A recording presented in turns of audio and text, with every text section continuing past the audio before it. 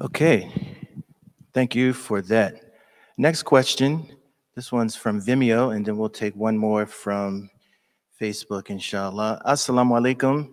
Alaikum When assalam. reciting the Quran, how do you differentiate between quote unquote singing and quote unquote reciting melodiously when when the former is advised against? Okay, that's a good question. The Quran traditionally is chanted. We would say it's chanted. Now, what's the difference between that and singing?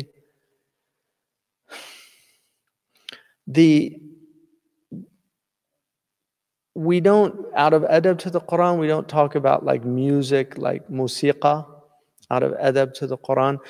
But the great Quran reciters learned the maqamat, which are musical modes, and this is why in Egypt, for instance, the great Quran reciters learned the what are called the maqamat, which are studied in musical conservatories. And this is why some of the great Egyptian singers were actually originally Quran reciters. People don't know that Kulthum, her father was one of the great Quran reciters of Egypt, and she learned the Quran early on. She could recite the Quran in all the maqamat, and that's where she learned a lot of these things in traditional Arab music. So, so we don't sing the Quran in that way. We chant the Quran, and the Prophet ﷺ said in a hadith, "Laysa minna man la yataghanna bil Quran." He's not from us who doesn't, yataghanna bil Quran. I mean, some of they say that it's and the Prophet ﷺ also said, "Zayyinu al-Quran bi aswatikum." Adorn the Quran with your voices. In other words, chant it in a melodious way. And the Prophet ﷺ liked to hear it from certain reciters because they recited so beautifully. And one of them, he said, "You've been given like the pan flute of Dawood." In other words, his recitation was so melodious and beautiful. So the Quran, we should recite it as best we can. But the most important thing, as long as you obey the rules of tajweed and don't, some people go extend the mad more than like a mad al-lazim, which is the longest mad, الذي فرض عليك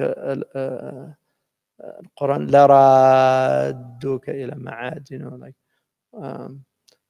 so that the mad al-lazim ولا الضالين, that has 6 harakah.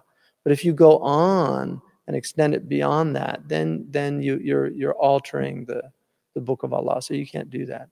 So but that's a whole science of that the great Quran reciters learn. And believe it or not, the really truly masters of this tradition, they will recite the maqam that's most appropriate for the type of ayah. So we're going to get into the different types of ayah, but they will actually recite for the type of ayah. So if it's an ayah you should feel some grief or sadness, they'll recite in the maqam that engenders sadness in the listener. And if it's something that is وَبِذَلِكَ فَلْيَفْرَحُوا هُوَ خَيْرٌ مِمَّا يَجْمَعُونَ, if it's something with joy or something, then they'll recite it in maqam rust, or something that'll actually elevate the spirit. And so that's why great Quran reciters, because of their mastery of this science, they can have an incredible effect on the listeners, because they're using these modes.